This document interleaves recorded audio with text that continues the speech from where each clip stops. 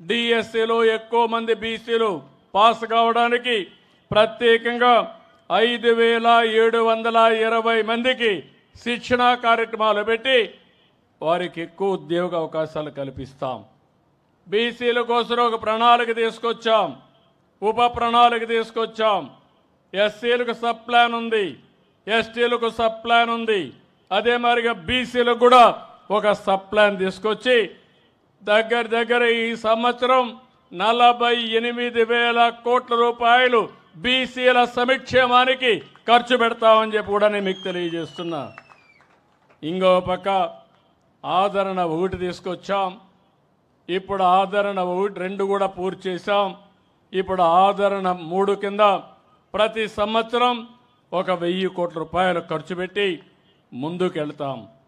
నేను ఒకటే ఆలోచించాను, అన్ని వర్గాలు పైకి రావాలి, అందరినీ ఆర్థికంగా పైకి తీసుకురావాలి. షెడ్యూల్ కులాలు ఉన్నాయి, వాళ్లకు ఇబ్బందులు ఉన్నాయి, వాళ్లకు న్యాయం చేస్తాం. అదే మరి షెడ్యూల్ తెగలున్నారు, వీళ్ళు అడవుల్లో ఉంటారు, ఇంకా అనాగరికంగా చాలా బాధపడుతున్నారు, వాళ్ళ కోసం పనిచేస్తాం. మైనారిటీ సోదరమణులు ఉన్నారు, మైనారిటీలు కూడా ఆర్థికంగా వెనుకబడ్డారు. ముస్లిమ్స్లో చాలామంది పేదవాళ్ళు ఉన్నారు, వాళ్ళను కూడా గుర్తించి వారి అభివృద్ధి కోసం కూడా పనిచేస్తున్నాం. అదే సమయంలో వెనుకబడిన వర్గాలను చూస్తే ఈరోజు మీరు కుల వృత్తులు పోయినాయి, చేతి వృత్తులు దెబ్బతింటున్నాయి.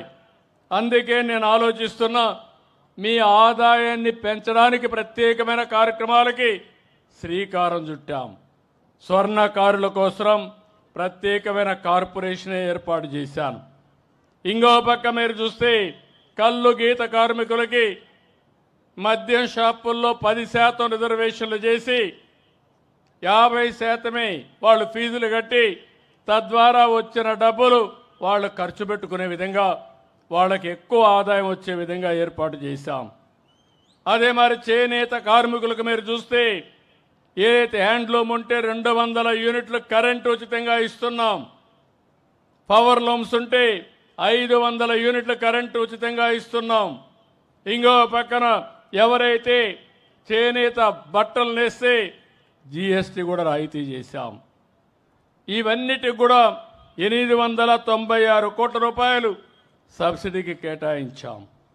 ఈరోజు వెనుకబడిన వర్గాలు ఎవరన్నా ఇల్లు కట్టుకుంటే అదనంగా 50,000 రూపాయలు వాళ్ళకి సబ్సిడీ